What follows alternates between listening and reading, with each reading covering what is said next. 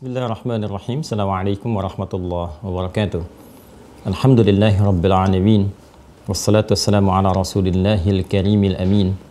Sayyidina Muhammadin wa ala alihi wa sahbihi ajma'in. Wa ba'd. Faya ahbaballahi wa ahbaba rasulihi sallallahu alaihi wasallam. Usi nafsi wa iyyakum bitaqwallahi faqad fazal muttaqun. Fala tamutunna illa wa antum muslimun. Faqala ta'ala, ya ayyuhalladzina amanu taqullaha haqqa tuqatih wa la tamutunna illa wa antum muslimun. Saudara-saudariku, berjumpa kembali dalam tayangan Mira di kesempatan subuh kali ini. Kita awali dengan bermohon pada Allah Subhanahu wa taala semoga seluruh aktivitas yang akan kita titi di kesempatan kali ini diridhai oleh Allah Subhanahu wa taala, sekaligus seluruh amal perbuatan kita yang telah kita tenun di masa-masa yang lalu diterima oleh Allah sebagai amal soleh yang diridhainya. Pun demikian kita bermohon kepada Allah semoga saudara-saudari kita yang berkehidupan sampai detik ini namun belum beriman dikuatkan jiwa, kemudian lisannya untuk dibimbing bersyahadat sebelum wafat dan kembali kepada Allah. Demikian para pelaku maksiat yang tengah beraktivitas juga sampai detik ini dilembutkan hatinya, diberikan kekuatan untuk bertobat, menata hidup dengan lebih baik, hayatan thayyibah, dan semoga kita semua berakhir dalam keadaan yang mulia, husnul khatimah. Karena itu mari berikhtiar dengan menata amal saleh dan menopang serta menguatkannya dengan pondasi ilmu yang kokoh. Alhamdulillah kita telah pelajari dengan mengawali pembahasan bab akidah dan telah masuk pada penguatan simpul-simpul iman. Pada bagian yang kedua telah kita sempurnakan. Alhamdulillah kami juga berharap kepada teman-teman semua, khususnya keluarga besar Mira ataupun yang tersambung dalam kajian di subuh kali ini, untuk mengevaluasi setiap materi yang telah dipelajari agar pertama, dapat diketahui dengan baik, yang kedua dapat dipahami apa yang telah diketahui itu, dan tentunya ini ada perangkat yang kita tampilkan khususnya dalam mengisi soal-soal, ujian-ujian dan pengayaan-pengayaan yang telah kita sampaikan. Jadi tidak ada salahnya untuk mengulang, mendalami kembali, mengevaluasi sehingga benar apa yang telah dipahami. Kemudian yang ketiga yang paling penting adalah praktek yang menjadikan akhir atau tujuan dari pembelajaran dan pemahaman itu ya sebagai goal yang tertinggi, ya capaian yang tertinggi. Dilihat dari bagian pertama capaiannya apa, bagian kedua capaiannya apa, dan kita berusaha berevaluasi diri setiap waktu untuk mencapai target yang disebutkan. Dari sini kita akan mencoba memasuki bab yang baru, yaitu simpul yang ketiga. Ya, saya sarankan sekali lagi, tolong karena ini 6 simpulnya masing-masing sangat penting. Jadi diupayakan memahaminya dengan sangat baik karena ini akan coba kita ikat dalam jiwa kita lewat praktek amalan. Jadi kalau simpul pertama sudah kuat, ikat. Simpul kedua sudah kuat, ikat. Nanti kita masuk simpul ketiga. Jangan sampai nanti masuk ke simpul ketiga, simpul pertama, kedua ikatannya masih longgar. Sehingga ketika disoal nanti kenapa kamu pilih Allah sebagai Tuhan? Kenapa tidak menuhankan yang lain? Apa dasarnya, apa logikanya Allah itu sebagai Tuhan bukan yang lain? Ya. Dan Anda nggak bisa jawab, berarti ikatannya masih longgar gitu. Kaji kembali video-video sebelumnya, lihat lagi. Karena itu cek di YouTube-nya Mira ya. YouTube-nya Mira tuh dari awal terus ya ditampilkan, bahkan nanti akan diulang 24 jam tuh edisi-edisi sebelumnya, sehingga dengan itu mematangkan pemahaman kita. Bagi yang belum tersambung ke Mira, ini kesempatan angkatan pertama di bulan ini ya. Bulan ini berakhir nanti akan dievaluasi, dimatangkan dulu, baru dibuka angkatan yang keduanya supaya lebih fokus. Dan nanti insya Allah barangkali kajiannya akan lebih terpusat kepada Zoom untuk pematangan. Baik, kemudian demikian simpul yang kedua, matangkan juga, ikat ya. Lalu setelah itu kita coba cek dalam kehidupan kita tentang bagaimana korelasi kegiatan kita dengan tugas-tugas malaikat. Bagaimana respon kita ketika ada yang mengaku sebagai nabi gitu kan? Bagaimana respon kita ketika ada orang-orang yang menyampaikan misalnya menerima wahyu dan sebagainya. Nah, itu akan teruji dengan ikatan yang kuat dalam jiwa kita pada pembelajaran tentang turunan-turunan tugas malaikat. Bagaimana ketika kita diuji oleh Allah misalnya dengan kondisi-kondisi untuk memohon rizki, seperti apa kita mengondisikan. Kita kenal malaikat Mikail, bagaimana mengondisikan kondisi rumah, tempat kerja yang baik sehingga rahmat datang, rezeki datang, keberkahan berlimpah ya. Demikian yang lain-lainnya. Menguji apakah dari perangkat tubuh kita, dari ujung kepala sampai ujung kaki sudah bertindak benar belum? Berperilaku yang mulia belum? Ya, ini untuk pengujian praktek kita merasakan bahwa amal kita tercatat. Ada pendampingan, apakah benar kita mendengar suara hati? Jangan cuma menghafalkan, ada raqib, ada atid. Ada malaikat dengan sikap raqib mengawasi, atid hadir gitu kan, menempel, memberikan bisikan-bisikan. Ya hafidhin, mencatat katibin. Tapi bagaimana itu memberikan feedback kepada perilaku kita. Sadar nggak dicatat, sadar nggak dilihat, sadar nggak diawasi, sadar nggak dibisiki, gitu kan? Maka praktek-praktek dari hadis Nabi, istafti qalbak, dengar suara hatimu, gitu kan? Tuntun pada kebaikan, amalmu dicatat, ingat-ingat, jauhi maksiat. Nah, itu praktikalnya. Sampai nanti ke puncak terakhir, ketika kita mengharapkan ridha Allah diisi dengan doa dan sebagainya. Nah, sisi yang lain, telah kita bahas di pertemuan yang lalu, ada tantangan-tantangan.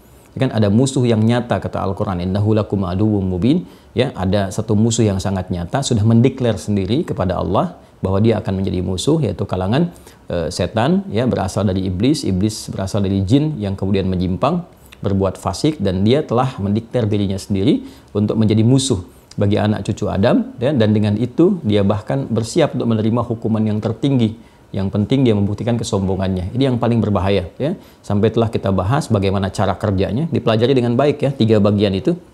Pertama, asal usulnya sudah kita terangkan. Asal usul ini menjadi penting untuk kita bisa mengamati dan mendeteksi, ya, ciri godaannya ini dari mana. Apakah datang langsung menuju pribadi kita, itu yang tidak nampak, ya. Kalau sifatnya tidak nampak berarti terkait dengan al-jin, berarti sifat tidak nampaknya. Karena iblis sendiri berasal dari jin. Ya, dan dia pun mengajak, memprovok kalangan jin. Karena itu kalau ada godaan-godaan pada diri kita secara langsung, pada diri kita melalui sifat fujur, kan ada dorongan-dorongan itu seringkali mengarahkan kepada maksiat atau membuat malas ibadah. Mati itu sedang bekerja. Ya, terdeteksi pada diri kita. Nah, caranya bagaimana? Sudah saya sampaikan juga, kan? Kemudian, kalau ada di lingkungan sekitaran yang membawa kita menjauh dari rahmat Allah. Karena sifatnya itu, sifat syaitan itu, sifat setan, iblis, itu kan rajim. Makanya kita berkata, kan, bermohon pada Allah, a'udzubillahi minasyaitonir rajim, itu kan, terjauh dari rahmat Allah, terlaknat dia, terkutuk dia. Kemudian syaitan itu yang menjauhkan dari segala yang baik. Artinya kalau ada di sekitaran yang tampak menjauhkan dari rahmat, dari kebaikan, dari ridha Allah, berarti itu pun terdeteksi, ya, menjadi perangkat, menjadi instrumen setan untuk menjauhkan kita dari rahmat Allah. Bisa jadi pada benda-benda, itu kan, mungkin pada handphone, pada televisi, atau pada program-program acara di internet, di televisi, di radio, atau bahkan perangkat kehidupan sendiri. Ini yang mesti kita lempari, gitu kan, mesti kita jauhkan. Ini yang dimaksudkan dalam syariat yang saat kita haji itu, lontar jumrah. Ya, lontar jumrah. Jangan sampai tergelincir. Izdalafa itu kan tergelincir. Ya, yang menggelincirkan tuh diantaranya Muzdalifah. Ya, makanya Masy'aril Haram salah satunya kenapa disebut Muzdalifah, itu komitmen kita menjaga diri supaya nggak digelincirkan oleh setan. Ya, makanya simbolnya kan kita mengambil batu dan kita lontar, kan. Dan 3 bagian yang dilontar itu kan Aqabah. Aqabah itu gambaran dari diri kita, nafsu. Ya, jadi menggoda pada pribadi kita dulu sebelum menggunakan perangkat yang lain, kan pada diri pribadi dulu, dari bangun tidur bahkan saat tidur. Ya, ini dicontohkan lewat peristiwa Nabi Ibrahim. Ketika pribadinya digoda supaya tidak jadi menyembelih Nabi Ismail, ya, yang diujikan oleh Allah, ujian melewati putranya, padahal nanti dialihkan kepada penyembelihan kibash, gitu kan, yang kita teruskan dengan risalah kurban sampai dengan saat ini. Itu kan pribadi, ketika pribadi sudah kuat, lewat sekitaran, kan, datang kepada orang terdekat, ya, kepada istrinya, kan. Nah, kemudian setelah itu, setelah istrinya kuat pun, pribadi terdekat kuat, datang lagi pada siapa? Pada anaknya, kemudian lingkungan terjauh. Makanya lontarnya kan 3, kan? Aqabah ke pribadi, usta lingkungan terdekat, usta itu sekeliling, yang tengah-tengah di sekitaran kita, di tengah-tengah kita, kan? Kemudian yang terakhir kan ula, yang terjauh itu, ya, terjauh, jauh.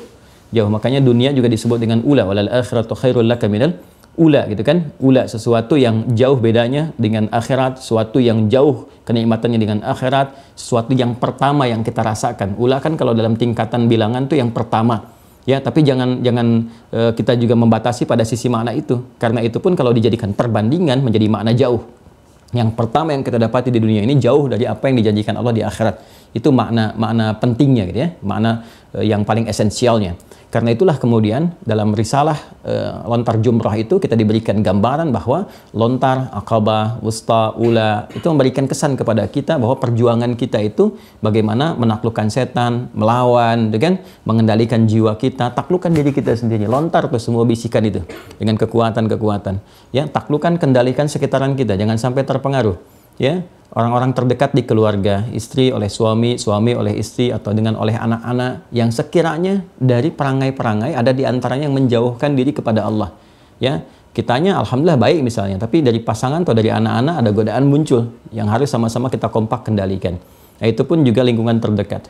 Belum di keluarga sudah bagus, di lingkungan kerja ada pengaruh. Begitu ke pekerjaan, tiba-tiba digoda untuk korupsi, digoda untuk berbuat curang, kan? Nah, ini harus punya strategi-strategi. Harus punya perangkat-perangkat, pedoman-pedoman bagaimana kita saat bersamaan bisa mendengar bisikan malaikat, bisa menguatkan kemudian mengambil pedoman yang dimaksudkan untuk menjadikan pertahanan diri sekaligus menaklukkan godaan-godaan setan. Nah, ini butuh perangkatnya. Kita bertanya pada Allah Subhanahu wa taala, kan? Ya Allah, bagaimana saya bisa menaklukkan setan? Bagaimana saya bisa mendengar bisikan malaikat? Bagaimana bisa konsisten menjalaninya? Tunjukkan kepada kami caranya. Berikan kami pedomannya, gitu kan? Seperti apa kami menjalaninya?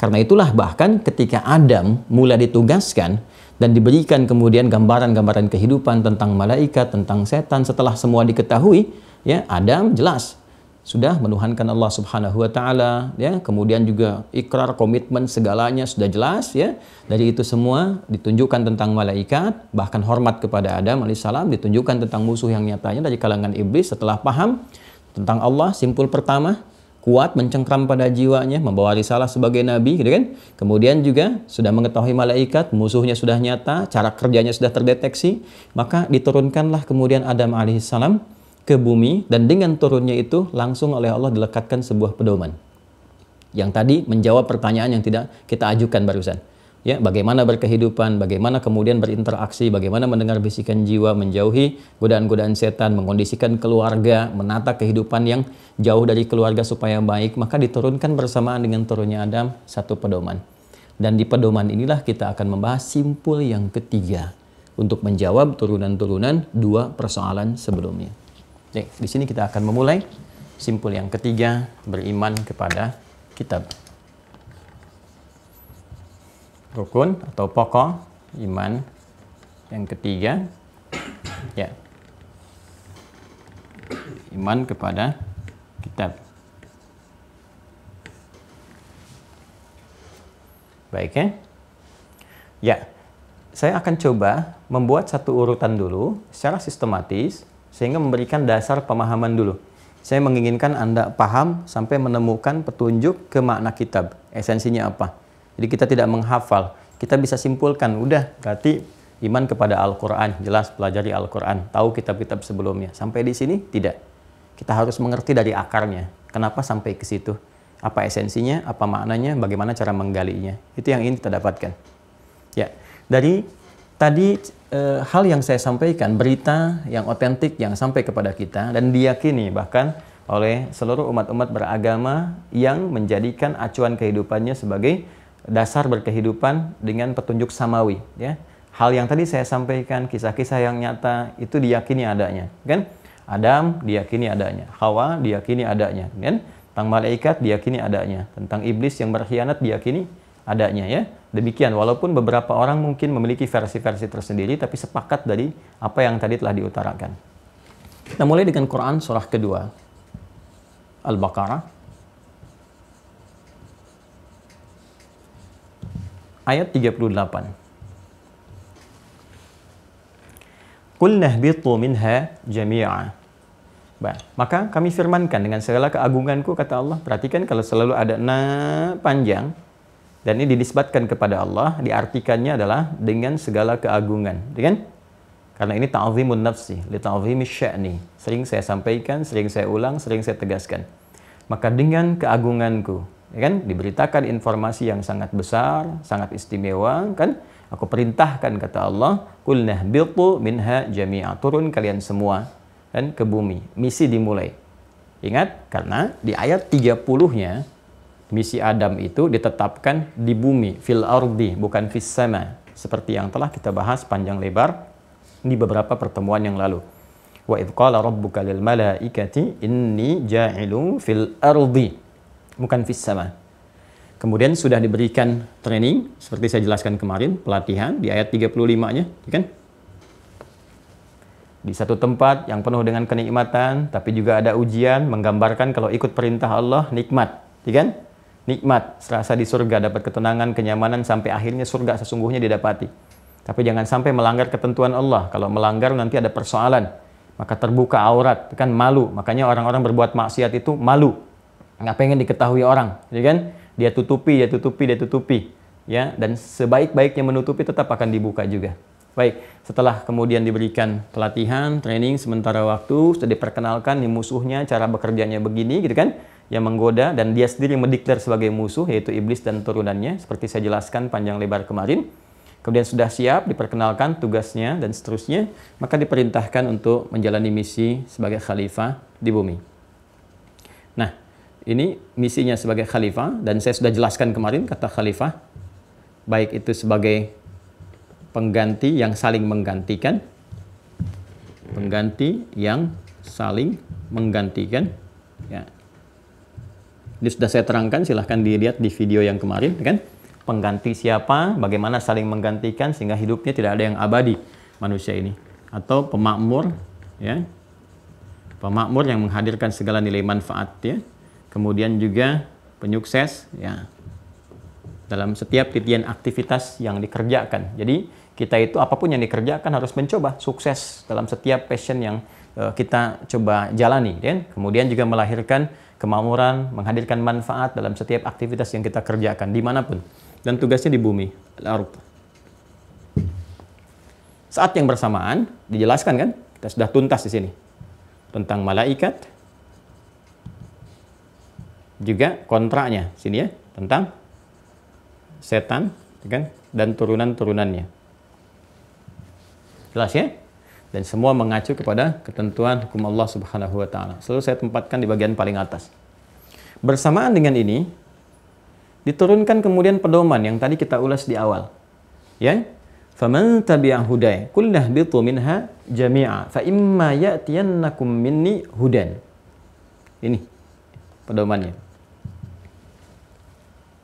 Fa imma ya'tiyannakum minni huda. Maka dalam rangka menjalankan tugas, misi, risalah sebagai khalifah di bumi itu, aku sertakan kata Allah ini, hudan, pedoman berkehidupan, petunjuk berkehidupan yang menjawab segala macam persoalan-persoalan dalam kehidupan, sekaligus problematika yang tadi kita persoalkan, bagaimana menghadapi tantangan-tantangan yang datang dari setan, bagaimana mengatasi godaan-godaan, bagaimana mengikuti jalan-jalan yang diberikan oleh malaikat, baik bisikan-bisikannya, menyesuaikan tempat, rahmat, siapa malaikatnya, meniti jalan secara personal, bagaimana menata diri menjadi orang baik, di keluarga seperti apa, apakah ada masalah-masalah di lingkup rumah tangga, dari persoalan komunikasi, ya, sampai persoalan materi, sampai persoalan dengan orang tua, atau bahkan ibu bapak mertua, dengan anak-anak, dengan cucu, ada semua. Yang menariknya, sebelum berumah tangga, sudah diterangkan, ada ayatnya, ada kemungkinannya akan begini cara menyelesaikannya. Ya, sehingga banyak persoalan di rumah tangga itu tidak mudah diselesaikan bukan karena kurang gelar, kurang harta, ya, tapi kurang mendalami pedomannya. Padahal menariknya sebelum dialami itu sudah ada petunjuknya begini. Bahkan ini suami kecenderungan akan begini, perempuan yang istri akan begini. Kalau ada anak-anak, ini hikmah anak tuh begini. Kenapa berharap laki-laki kok yang lahir perempuan? Itu ada di Quran. Ada di Quran. Yang kisah di Ali Imran itu kan, di ayat 36 itu. Ya, dari 35-nya berharap laki-laki, bernazar, begitu lahir kan perempuan. Ada, bisa terjadi demikian. Pengen cepat, ternyata terlihat lambat. Ada hikmahnya, seperti Nabi Zakaria. Pengen lambat, ya, tapi ternyata ada cepat. Ada hikmahnya juga. Ya, kalau mengalami sakit bagaimana? Kalau mengalami ada gagal di pekerjaan, misalnya terlihat gagal, itu hikmahnya apa? Ya, tiba-tiba Anda ikut lelang, tapi kok hasilnya menang, diserobot orang lain proyeknya, itu ada. Ada semua gitu. Tinggal bagaimana kita menghadirkan ini sebagai pedoman kehidupan. Dan ini kan sifatnya nyata. Hudan ini. Nah, dari sejak Adam alaihissalam, teman-teman sekalian, diturunkan ke bumi. Ini sudah diberikan pedomannya. Dan dijamin langsung oleh Allah dengan dua bagian. Faman tabi'a hudaya, gitu kan? Dan siapapun, pakai man itu kan personal yang bersifat umum. Ya, jadi menunjuk kepada setiap personal, satu-satu tanpa kecuali, siapapun. Jadi siapapun tanpa kecuali, sifatnya umum, terbuka. Baik laki-laki, perempuan, besar, kecil, tua, muda, siapapun. Tabi'a hudaya, yang mau mengikuti pedoman hidup yang telah aku tetapkan ini. Jadi Allah menyandarkan pedoman ini kepada zatnya. Karena itu dibuka dengan keagungan, menggunakan ta'zimun nafsi. Ya kan? Ya, ini agung, petunjuknya dahsyat, karena langsung bersumber dari Allah. Anda bisa bayangkan nggak, manusia aja bikin misalnya pedoman dalam beretika, ya kan? Bikin buku-buku petunjuk ini itu, ya, bagaimana yang jadi digital, ada Google Map tentang peta dan sebagainya. Itu begitu diikuti ya gitu. Bahkan ada yang ikut training, ya ikut stadium general hanya untuk menjalani bagaimana supaya sukses di pekerjaan, sampai sekolah tinggi-tinggi, punya gelar tinggi, sertifikat dan sebagainya. Ya, sementara yang menciptakan itu semua sudah memberikan pedoman kehidupan yang sangat komprehensif dan sudah terbukti bisa mengangkat ya sosok-sosok yang terjerembab dalam keadaan jahiliyah jadi khairu ummah. Itu kan sebuah citra tersendiri gitu kan.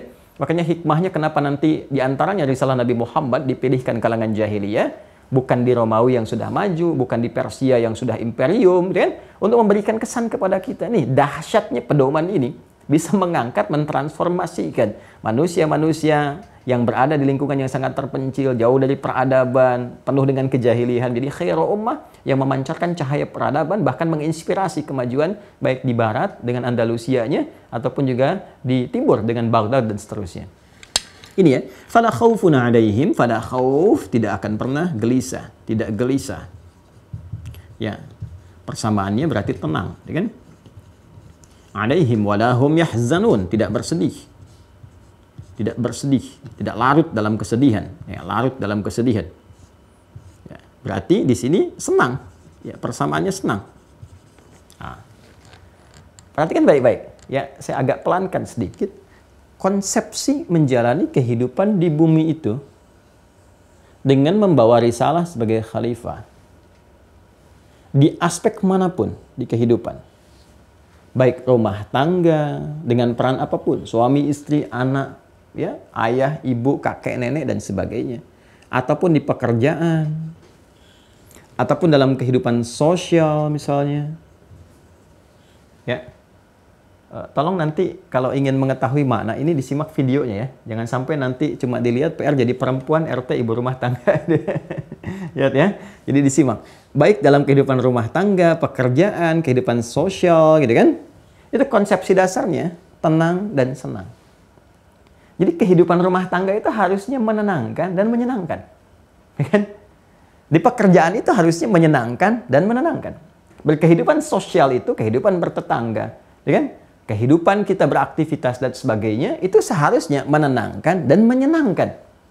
Seperti dahulu bagaimana orang-orang berlomba untuk menolong, kan? Sampai diabadikan di Quran surah 59 itu. Ayat 9 sampai dengan 10. Wa yu'thiruna 'ala anfusihim walau kana bihim khassasah, gitu kan?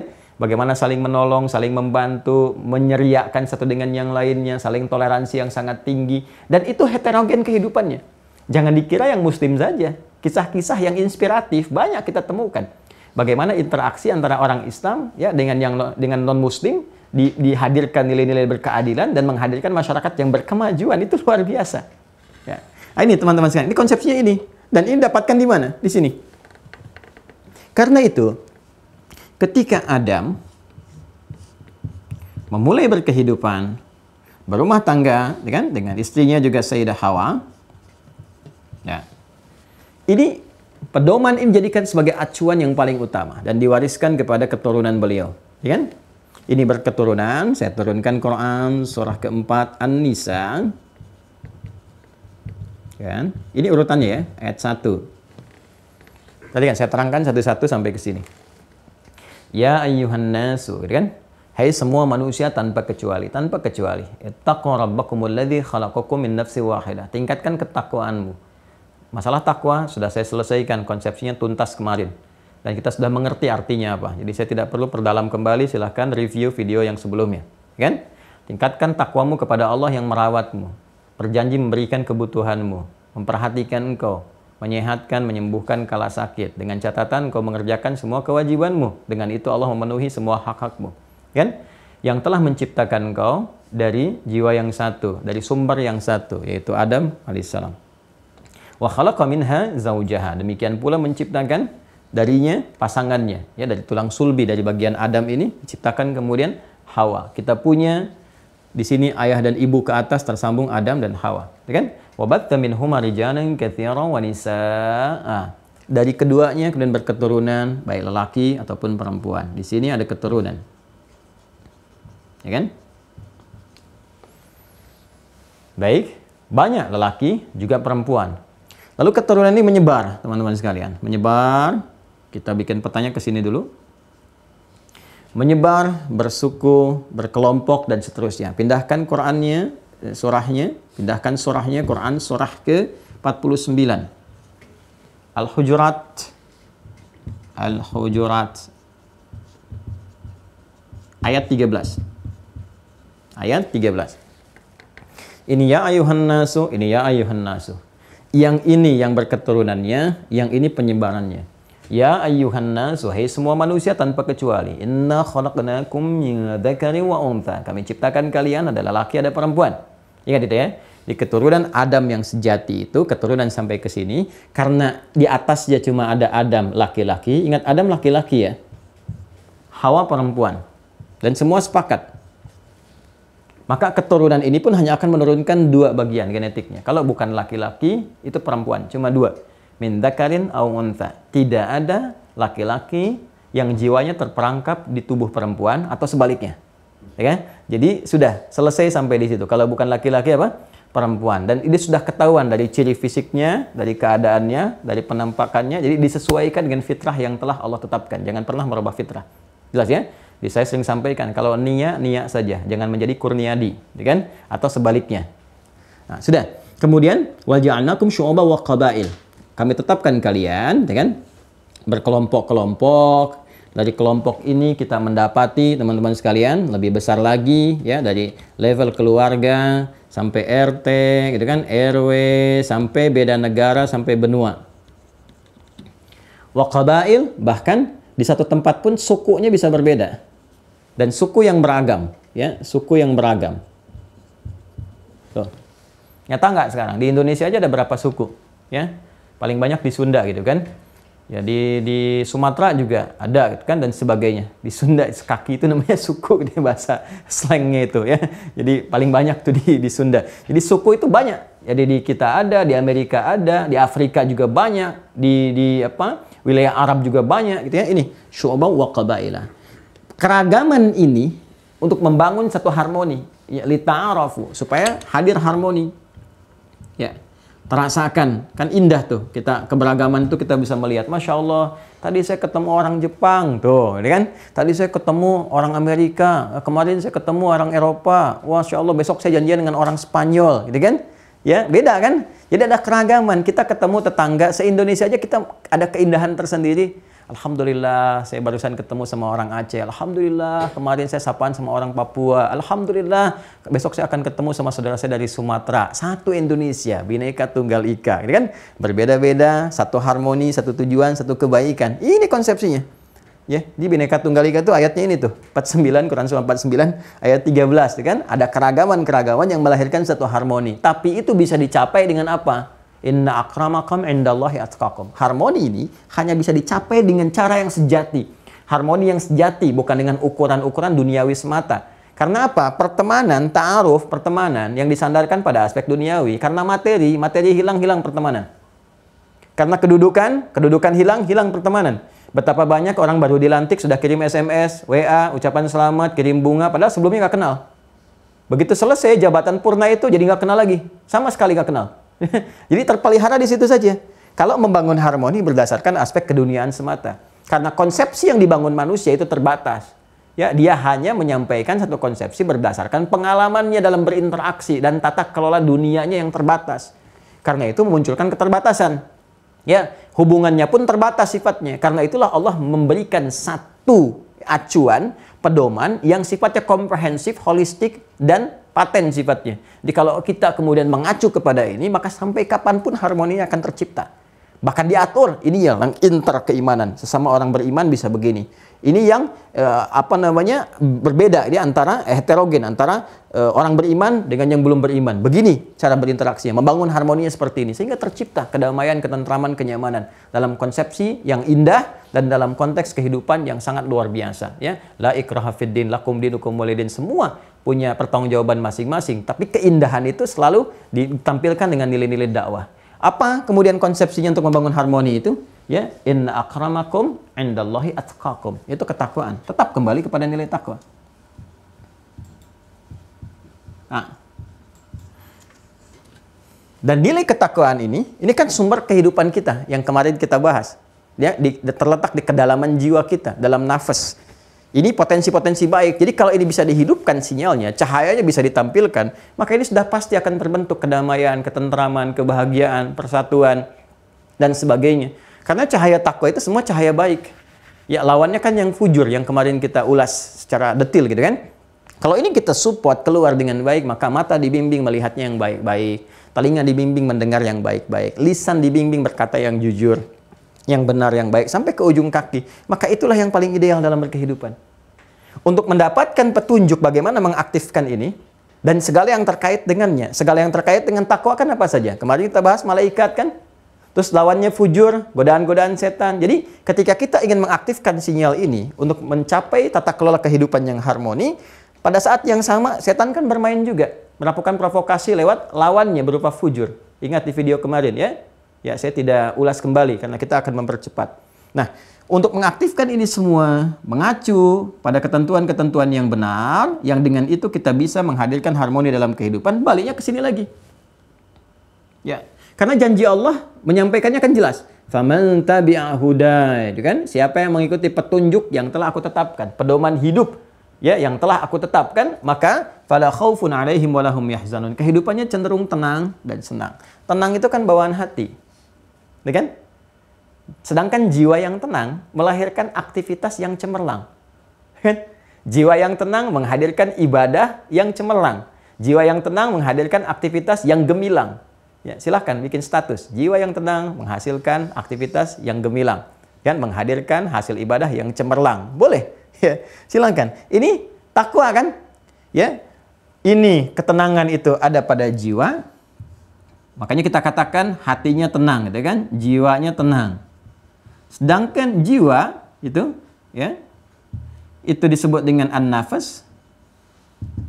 Ini ada di dalam kolbu, ini hati. Jagalah hati, selalu kan kolbu, jiwanya nafas. Di dalam nafas ada takwa. Kembali lagi ke sini. Jadi kalau kita bisa hadirkan, tingkatkan nilai-nilai ketakwaan ini, cenderung ke nafasnya tenang. Maka ketika nafasnya tenang disebut dengan nafsul mutmainnah, jiwa yang tenang. Kolbunya tenang ketika mengaktifkan sinyal takwa. Ala bidzikrillahi tatmainnul qulub. Ya kan? Masih ingat Quran surah 13 ayat 28? Ala bidzikrillahi tatmainnul qulub. Yakinkan dengan berzikir kepada Allah, ya kan? Hatimu akan cenderung tenang. Sedangkan zikir itu aktivitas yang mengaktifkan sinyal takwa. Salat itu zikir, Quran surah 20 ayat 14, ya kan? Ya, berdoa itu zikir, Quran surah 7 ayat 205. Kalimat thayyibah, subhanallah, alhamdulillah, pasca salat itu baik dalam keadaan berdiri, duduk, ataupun berbaring, ya itu bagian dari zikir, Quran surah 4 ayat 103. Dan aktivitas salat, berdoa, ya, kemudian baca Quran dan sebagainya itu bagian dari takwa, seperti yang pernah kita ulas. Artinya apa? Artinya, kalau kita ingin mendapatkan ketenangan plus kesenangan dalam berkehidupan, ya, karena orang takwa ini pasti senang, pasti tenang. Gabungan antara tenang kan melahirkan kebahagiaan, kan? Ya, senang identik dengan kesuksesan. Kalau kita gabungkan senang dan tenang, bahagia dan sukses, itu bahasa Arabnya disebut dengan falah namanya. Falah. Kalau Anda lihat di cek kamus Inggris Arab gitu ya. Inggris Arab, Anda lihat kata falah itu terjemahannya success and happiness, dan success and happiness, dan sukses dan bahagia, senang dan tenang digabungkan. Kalau ini bisa digenggam, seperti pernah saya uraikan, itu disebut aflah namanya. Aflah. Kalau kita menggenggam kesuksesan dan kebahagiaan, ketenangan, kesenangan, itu disebut aflah namanya. Genggam, aflah. Orangnya disebut muflih namanya. Muflih. Falah, aflah, muflih. Jamaknya muflihun. Muflihun. Falah, aflah, muflih, muflihun. Perhatikan, secara singkat, orang-orang yang ingin mendapatkan ketenangan, kesenangan, sehingga menggenggamnya, jadi orang yang menggenggam ketenangan, kesenangan, sehingga banyak orang yang merasakan kebahagiaan dan kesuksesan, maka harus bersandar kepada hudan. Mereka, orang-orang yang mendapatkan hudan, maka akan cenderung menjadi muflihun. Quran surah kedua Al-Baqarah ayat 5. Ulaika ala hudan. Dari siapa? Mir rabbihim. Wa ulaika humul muflihun. Paham? Quran surah kedua ayat 5. Sini ya, perhatikan nanti urutan saya menerangkan ya. Quran surah 2 ayat 5. Surah Al-Baqarah ayat 5. Ulaika, mereka itu. Siapa mereka yang dimaksudkan? Orang-orang yang bisa mengartikan sinyal takwa. Tahu dari mana? Karena disebutkan di ayat 2-nya. Dzalikal kitabul la raiba fi hudal lil muttaqin. Ini orang takwa. Orang yang mampu mengartikan sinyal takwa lewat ibadah-ibadah, lewat zikir dan sebagainya.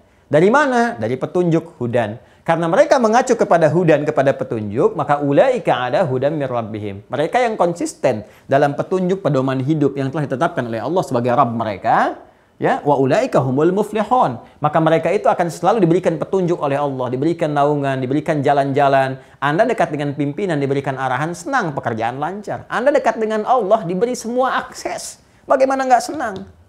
Bagaimana nggak tenang? Karena itu wa ulaika humul muflihun. Kehidupan mereka cenderung bahagia, ya kan? Dan sukses. Karena itulah dengan rahman-Nya Allah, fabi ayyi ala'i rabbikuma tukadziban. Sangat dalam sekali rahman-Nya. Setiap berganti generasi, Adam, Hawa meninggal. Keturunan berganti. Setiap berganti generasi, ganti masa dan sebagainya, maka diutus selalu risalah-risalah baru, kan? Yang menyesuaikan dengan kondisi-kondisi umat. Kemudian Rasulnya dikirimkan ke situ untuk membimbing dan selalu membawa hudan. Setiap berganti generasi ke sini, ya, berganti generasi.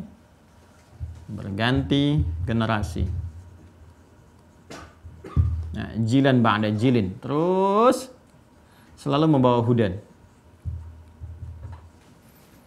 Yang sifatnya selalu berkesesuaian,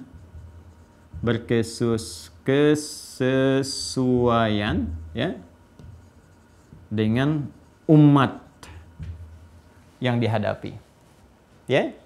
Setiap generasi dengan generasi yang dimaksudkan, dengan umat atau generasi yang dihadapi.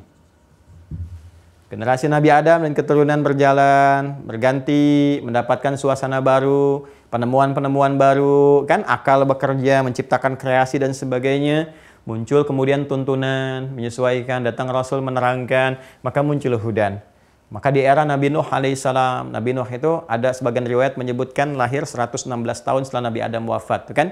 Menyebar, mulai ada penyimpangan-penyimpangan, ya, bahkan nanti ada orang-orang soleh yang sebelumnya meneruskan risalah Nabi Adam, 5 orang itu, kan? Waddan, Suwa, Ya'uq, Yaghuth, dan Nasra, 5. Ya, yang kita temukan di Quran surah Nuh, surah 71 itu, kan. Kalau kita baca terus, kita temukan sampai ayat ke-23-nya, itu, kan. Wa qalu la tadharunna alihatakum wa la tadharunna wadda, ya, kemudian wala suwa'a wala yaghutha wa ya'uqa wa nasra. Ya, jadi ada 5 bagian itu. Nuh diberikan risalah, tunjukin lagi, arahkan lagi supaya bahagia hidupnya, supaya tenang, supaya nyaman. Terus sampai terus kemudian, ya, dari era Nabi Nuh alaihissalam bawa hudan, era Nabi Ibrahim juga, ya, bawa hudan juga, petunjuk-petunjuk lagi, kan? Terus saya percepat, ya, sampai ke Nabi Musa alaihissalam misalnya di sini, bawa hudan juga, kan? Sampai ke Nabi Isa alaihissalam, bawa hudan juga, kan? Sampai puncaknya Nabi Muhammad sallallahu alaihi wasallam, kan? Bawa hudan juga. Oh, semua nabi, semua rasul dalam setiap generasi membawa petunjuk-petunjuk untuk umat-umatnya. Umat yang dihadapi siapa? Nabi Ibrahim punya objek dakwah, punya umatnya. Ya. Dari beliau mulai berdakwah di Mesopotamia, Babilonia itu, ya, kemudian terus bergerak, ya, sampai kemudian ke Mesir, sampai kemudian ke Kanaan, sampai bermukim di Palestina, sampai sebagian keturunannya ke Hijaz, kan, kemudian menetap di Makkah dan sebagainya sampai melahirkan Nabi Muhammad SAW. Yang lainnya nanti berketurunan terus sampai ke Musa alaihissalam, sampai ke Nabi Isa alaihissalam. Dari sini nanti ada Nabi Daud, kan, ya, dari Musa ke bawah kan Nabi Daud, Nabi Sulaiman dan seterusnya sampai nanti ke Nabi Isa alaihissalam. Ini, ya, saya mungkin tuliskan dengan Latin supaya bisa memudahkan ke sini pemahamannya antara hudan dengan nabinya. Kecuali Nabi Muhammad SAW yang memang risalahnya nanti, ya, itu mencakup seluruh umat. Jadi sampai di sini umatnya tertentu. Jadi Nabi Ibrahim itu tidak menjangkau semua umat manusia yang ada, ya, di masanya. Ada tugas-tugas tertentu, distrik tertentu saja. Ya, bahkan nanti keponakan beliau sendiri itu Nabi Lut namanya. Nabi Lut itu kan sejaman dengan Nabi Ibrahim, sejaman. Beda distrik dakwahnya. Nabi Lut di distrik A tertentu, Nabi Ibrahim di distrik B tertentu. Dua-duanya nabi, dua-duanya rasul. Cuma umat yang dihadapi berbeda. Karena itu ketika umatnya Nabi Lut itu akan mendapatkan hukuman karena menantang azab, gak mau ikut petunjuk itu, kan Nabi Ibrahim itu ya disinggahi oleh malaikat yang akan datang ke tempatnya Nabi Lut. Datang dulu singgah ke tempat Nabi Ibrahim dulu, baru ke tempatnya Nabi Lut. Itu ada di Quran surah 51, ya, Ad-Dzariyat dari ayat 24 sampai ayat 30. Ya, kalau kita teruskan ke sana dari tengah ke bawah, sebelah kanan paling tengah bawah, ayat 24 sampai ayat 30 sampai pindah ke kiri atas. Itu nanti terkait dengan kebersamaan masa antara Nabi Ibrahim dengan Nabi Lut, ya, alaihi wassalam. Nabi Musa juga dengan Nabi Harun, ya kan? Ya, sejaman Nabi Musa dengan siapa? Nabi Harun. Umatnya tertentu yang ada di Mesir, sekitaran Mesir, sampai nyebrang nanti mau dekat ke Palestina. Dan itu nggak berdakwah di Palestina, di sekitarannya aja, ya, sampai nanti kemudian akan mendekat ke wilayah-wilayah Palestina dan meninggal di situ dan diteruskan risalahnya nanti. Ada nabi yang lainnya. Ya, Nabi Musa juga tertentu, generasinya tertentu, umat tertentu. Ya, sampai nanti diteruskan oleh Yusha bin Nun sampai masuk ke dalamnya. Bawa Hudan juga. Nabi Isa, ini Isa ya, bukan Musa. Nabi Isa alaihissalam. Nabi Isa juga umat tertentu saja. Di wilayah Palestina itu pun bagian tertentunya, umat tertentu, nggak semua. Ya, nggak keluar dari situ, umat tertentu saja. Umat tertentu tetap diberikan hudan. Ya, jelas.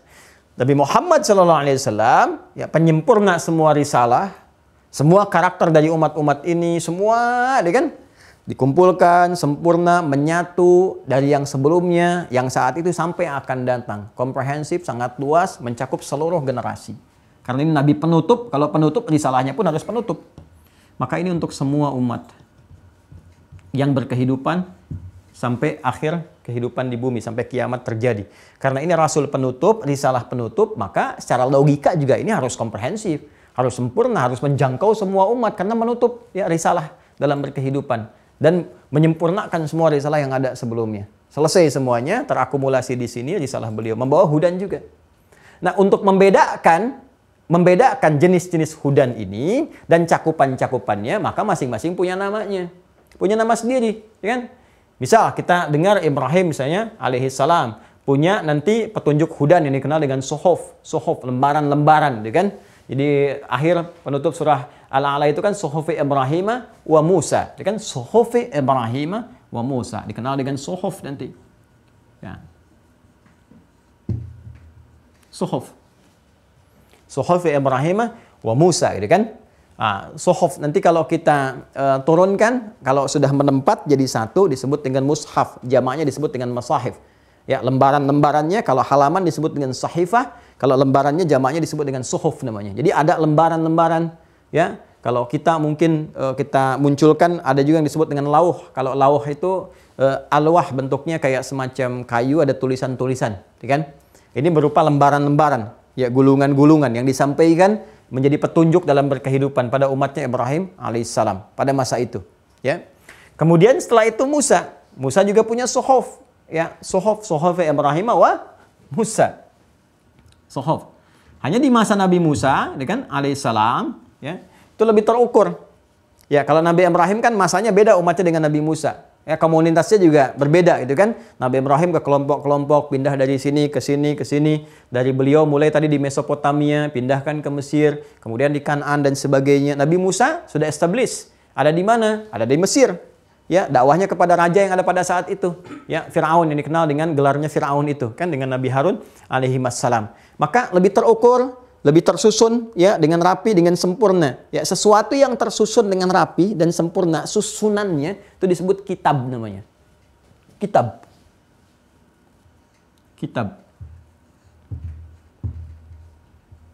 Ya.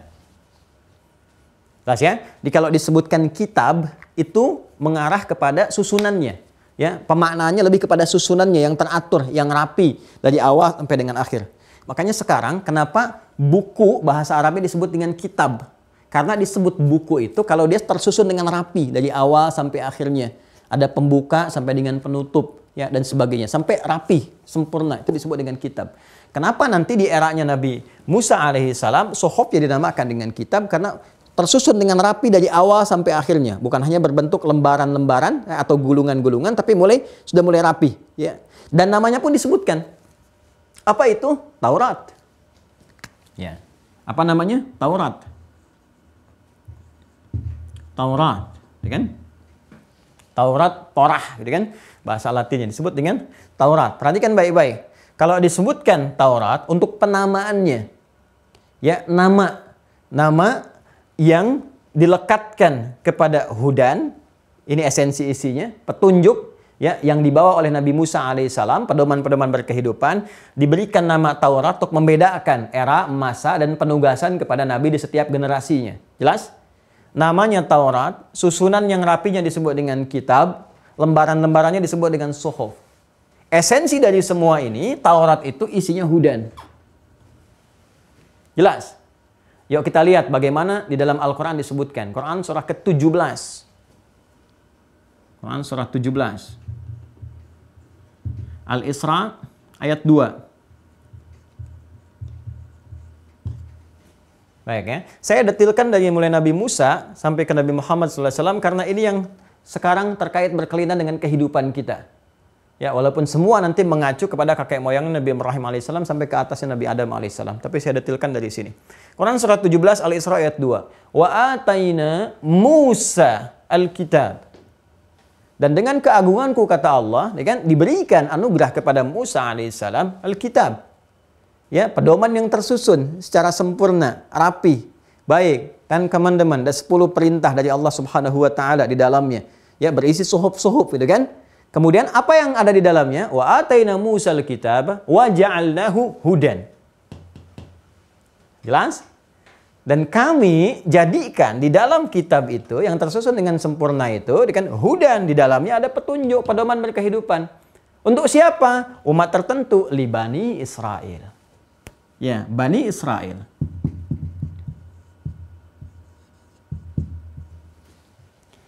Jadi Nabi Musa alaihissalam diutus oleh Allah, kan, untuk berdakwah, ya, di tempat tertentu dengan generasi tertentu, fokus untuk membebaskan pada saat itu generasi Bani Israel yang mengalami satu hal, tindakan-tindakan tertentu di wilayah kekuasaan Firaun, sekaligus kemudian mendakwahi lingkungan sekitarannya sampai ditugaskan kan mengeluarkan semua itu. Ya, sampai ditunjukkan ke arah satu tempat supaya bisa di situ berkehidupan, berbaur dengan orang-orang di sana dengan harmoni dan sebagainya, ya, dan seterusnya.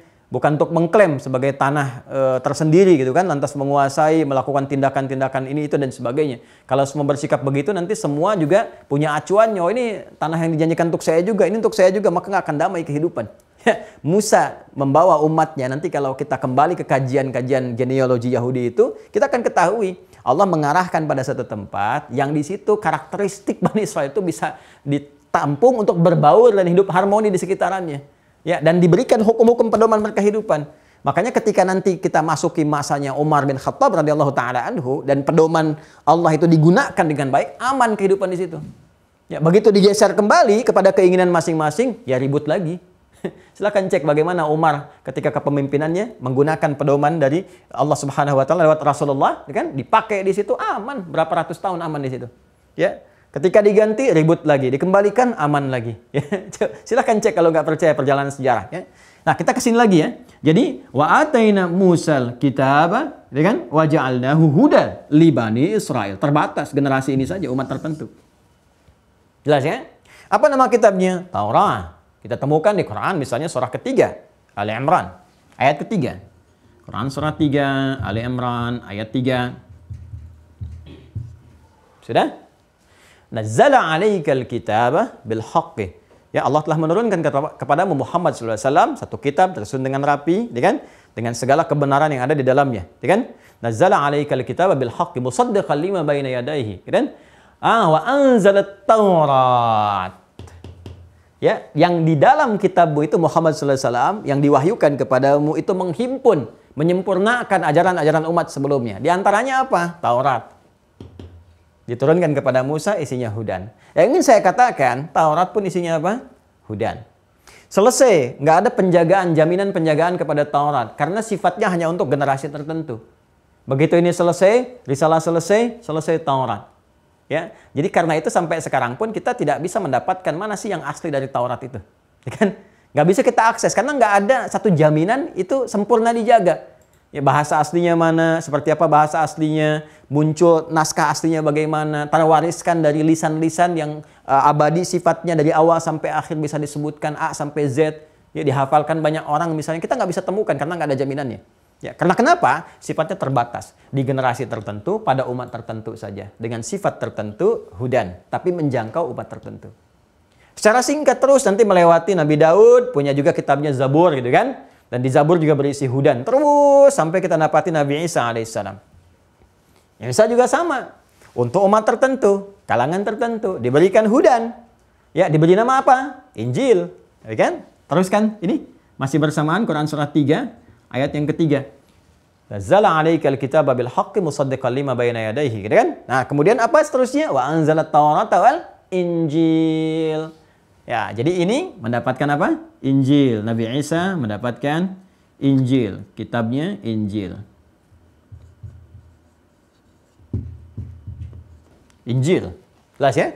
Injil pun disebut kitab. Ingat. Kitab. Karena punya susunan. Ingat, kalau disebutkan kitab, susunan yang rapi dari awal sampai akhir tersusun. Seperti Taurat juga tersusun. Ya kan? Apa isinya Injil itu? Hudan juga. Buka Quran surah ke-5, Al-Maidah ayat 46. Buka Quran surah ke-5, Al-Maidah ayat 46. Ya, buka dulu. Wa qaffayna ala atharihim bi'isa ibn Maryam. Ada ayatnya? Musaddiqan lima bayna yadayhi minat Taurah. Jelas? Baik. Dan jejak-jejak Musa itu sebelumnya, ya, jejak Musa. Jadi ternyata Nabi Isa meneruskan risalah Nabi Musa alaihissalam. Ya, nggak menyimpang dari risalah Nabi Musa. Tauhidnya sama. Musa nanti terus ke Nabi Ibrahim alaihissalam, terus ke atasnya. Jadi ini menunjukkan satu gambaran kepada kita, isyarat bahwa akidah yang dibawa, risalah yang dibawa itu sama semua. Kecuali syariat. Ya, syariat. Tata kelola kehidupan yang memang umatnya masanya Isa beda dengan masanya Musa. Ya, kita nggak usah jauh-jauh lah. Kita aja sekarang misalnya kan sudah masuki abad ke-21 gitu kan. Ya, bagaimana dengan kondisi abad yang ke-19, ke-18? Keadaannya sudah berbeda kan? Berbeda kan? Nah, cuma nanti dahsyatnya petunjuk yang diberikan pada Nabi Muhammad mencakup semua masa. Nah, di sini masanya Nabi Musa dengan Nabi Isa keadaannya sudah berbeda. Karena itu syariat yang diberikan, pedoman tata kelola kehidupan, kan? Itu berbeda dengan tata kelola kehidupan di masanya Nabi Isa. Karena suasananya udah beda, lingkungannya udah beda. Cuma akidahnya sama, tetap Islam dari sini, risalah tauhid. Ini tauhid sampai ke sini tauhid. Cuma karena lingkungan berbeda masih direspon petunjuknya. Kan petunjuk harus berkesesuaian dengan keadaan, kan? Lingkungan yang ditinggali. Kalau nggak sama bagaimana jadi petunjuk? Kalau nggak sesuai bagaimana menjadi pedoman kehidupan, kan? Maka di sini kemudian disebutkan wa atainahul injil fihi huda. Tuh. Dan kami berikan dengan keagunganku, kata Allah, aku anugerahkan kepada Isa, Quran surah ke-5 ayat 46. Ku berikan kepada Isa, lihat tengah-tengahnya, wa atainahul injil. Ku berikan kepada Isa Injil. Fihi hudan, di dalam Injil itu ada apa? Ada hudan juga ini. Ya. Jadi kalau digunakan sebagai acuan beraktivitas, berpedoman berkehidupan, dapat ini fala khaufun 'alaihim wa lahum yahzanun, senang dan tenang. Ini. Untuk siapa? Umat tertentu, ada batasannya. Pada masa itu saja. Di kalangan umat itu saja. Jadi nggak bisa dijadikan acuan. Ya. Karena itu sampai sekarang pun kita nggak bisa temukan ini mana nih. Yang aslinya mana, gitu kan. Kemudian sampai sekarang kekinian, kita nggak bisa temukan karena nggak ada jaminan. Kalau Bible kan bukan Injil. Bible itu dari kata Biblos. Ya, Biblos itu catatan. Karena itu isinya bukan kitab Injilnya, tapi catatan. Atas apa penilaian atas Injil. Siapa yang catat? Dari versi-versi yang mencatat. Dan saya punya versi-versinya. Ada, alhamdulillah. Ya, saya dari SMP sudah belajar, ya, yang Barnabas, saya punya, di situ disebutkan tentang risalah Nabi yang terakhir akan datang, ya. Terus versi-versi yang sekarang pun kekinian. Jadi setiap ada yang baru atau yang disempurnakan atau apa, saya suka hunting ke toko-toko buku tuh dapat. Ya, bukan itu saja. Ya, kita menghafal Al-Qur'an, perbandingan yang lain, tapi itu tugas-tugasnya ulama, tugas ustaz. Enggak semua orang awam harus begitu, ya. Jadi untuk melihat bagaimana tata kehidupan kita, bagaimana petunjuk-petunjuk untuk menguatkan keyakinan kita, kan, berargumentasi yang benar, mencari hak kebenaran dan sebagainya, dan menampilkan harmoni dalam kehidupan. Jelas ya? Nah, itu nanti teman-teman kita bisa gali ini. Ya. Nah, singkatnya Pak, saya ingin katakan bahwa dari setiap masa itu selalu Allah berikan hudan. Cuma diberikan penamaan yang berbeda untuk memberikan kesan bahwa oh, ini di masanya ini, terbatas di sini. Ini Taurat di masanya Musa, terbatas umatnya ini. Ini Bani Israel, ya. Nanti di Nabi Ibrahim ada suhuf, demikian seterusnya. Nah, di era Nabi Muhammad SAW 600 tahun. Ya, setelah eranya Nabi Isa alaihi salam kurang lebih 600 tahun, ya kan?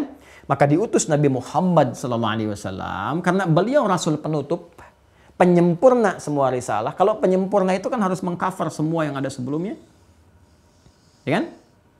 Kemudian juga mencakup semua yang akan terjadi sampai akhir kehidupan. Karena penyempurna berarti penutup. Kalau penutup, risalahnya harus mencakup sampai kehidupan ditutup. Ya kan? Sampai umat yang terakhir. Makanya mencakup semua risalah ini, semua umat. Karena di Al-Quran dikisahkan tentang bagaimana Isa mendapatkan Injil, Nabi Musa mendapatkan Taurat. Coba baca Al-Quran. Ya kan? Kita temukan nggak kisah tentang Nabi Isa? Ada. Bahkan Nabi Isa disebutkan 25 kali. Ya kan? Nabi Muhammad, nama Muhammad disebutkan 4 kali. Ahmad 1 kali. Nabi Isa disebutkan 25 kali. Ya, tentang Bunda Maryam ada suratnya, surah Maryam. Tentang Nabi Musa banyak kisahnya, dari Al-Baqarah sudah ada. Understand? Nabi Ibrahim disebutkan bahkan ada surahnya, surah ke-14, surah Ibrahim. Ya kan? Dan diberikan nama penyempurna. Apa penyempurnanya? Namanya Al-Quran. Ya. Quran, surah kedua Al-Baqarah, ayat 185. Perhatikan baik-baik. Karena ini penutup, yang namanya penutup itu, ya artinya kan mengcover semua, menghadirkan yang komprehensif, menutup semua kehidupan, berarti kan harus istimewa kan? Harus beda dengan sebelumnya, ya kan? Maka semua yang terkait dengan turunnya hudan penutup ini, semuanya istimewa. Dari namanya, waktunya, harinya, tempatnya, semua istimewa. Ayo kita lihat. Dari segi diturunkannya lewat malaikat. Begitu diturunkan lewat malaikat, malaikat yang menurunkannya naik status jadi pemimpin malaikat, Sayyidul Malaikat, Ruhul Amin. Itulah yang melekat pada Jibril alaihissalam. Jibril naik status jadi Ruhul Amin, roh pemimpin para malaikat. Padahal sebelum-sebelumnya ini para rasul-rasul di bumi, Nabi Musa dan seterusnya itu punya sahabat rasul dari langit. Ya, jadi sahabatnya Nabi Musa siapa? Malaikat maut. Malakul maut itu sahabatnya. Demikian Nabi Daud sahabatnya Malakul Maut dan seterusnya. Nabi Muhammad sahabatnya langsung Malaikat Jibril. Begitu ditugaskan menurunkan wahyu, naik status jadi Sayyidul Malaikah. Karena itu di surah Al-Qadar itu kan langsung tanazzalul malaikatu warruh. Warruh itu ke malaikat Jibril alaihissalam, mimpin para malaikat. Turunnya di satu malam. Begitu diturunkan di malam itu, nilai malamnya itu berubah, beda sama sekali dengan semua malam yang pernah ada. Ibadah yang terdapat di malam itu setara dengan lebih daripada 1000 bulan. Lebih daripada 1000 bulan. Disebut dengan malam Al-Qadar. Inna anzalnahu fi lailatul qadar. Quran surah 97 itu. Wa ma adraka ma lailatul qadar. Lailatul qadri khairum min alfi syahr. Tanazzalul malaikatu warruhu fiha. Dan seterusnya ayat. Tuh, malamnya. Bahkan disebut dengan Lailatul Mubarakah. Inna anzalnahu fi lailatin mubarakah. Dia kan? Malamnya penuh berkah. Harinya apa? Jumat. Begitu turun Jumat, Sayyidul Ayyam. Penghulu semua hari. Ya, penghulu semua hari. Ya, hari rayanya itu. Ya, luar biasa. Ini turunnya wahyu terakhir. Bulannya apa? Langsung sebutkan ayatnya. Syahrul Ramadan alladzi unzila fihi al-Quran. Quran surah kedua ayat 185. Syahrul Ramadan, bulan Ramadan. Sayyidus syuhur. Ya, penghulu para bulan.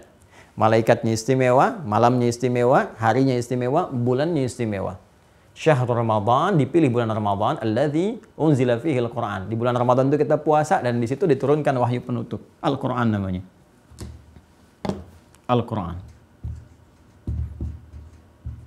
Tuh. Diberikan nama khusus untuk membedakan dengan sebelum-sebelumnya. Perhatikan baik-baik.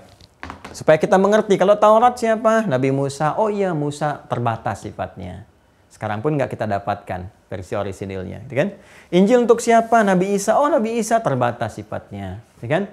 Apalagi misalnya Zabur Nabi siapa? Nabi Daud. Oh, terbatas sifatnya. Sampai sekarang kita nggak kenal, nggak tahu isinya bagaimana, seperti apa versinya dan sebagainya, kan? Ke atas sampai ke atasnya. Al-Quran untuk siapa? Nabi Muhammad SAW. Begitu disebutkan Al-Quran kita mengerti. Oh, untuk semua umat. Risalah penutup sempurna. Tempatnya di mana? Sempurna. Begitu turun Al-Quran di setiap tempat langsung jadi cahaya. Langsung luar biasa. Pertama turun di mana? Mekah. Bukankah diberkahi di situ? Turun di Mekah. Nabi hijrah ke Yathrib. Yathrib begitu turun Quran jadi Madinah. Kan tadinya Yathrib kotor, penuh konflik, 600 tahun antara Aus dengan Khazraj, resesi ekonomi itu tinggi di bawah. Ya, turun di bawah sekali. Datang risalah Quran, turun di situ wahyunya. 2 tahun jadi berbenah, 3 tahun jadi mewah. Jadi suasana kota, memancarkan cahaya. Dari yang tadinya kampung, becek, kotor, jadi kota yang bercahaya. Al-Madinah, Al-Munawwarah. Sampai sekarang. Berkah Al-Quran. Ya. Dan dahsyatnya disebutnya dengan Al-Quran. Yang dibacakan terus-menerus. Jadi dari namanya aja udah mengandung mukjizat. Dari namanya aja. Ya, dari nama tuh. Ya. Jadi dari namanya sudah mengandung mukjizat. Al-Quran, ya diantara pemaknaannya, itu turunan dari kata qiraah.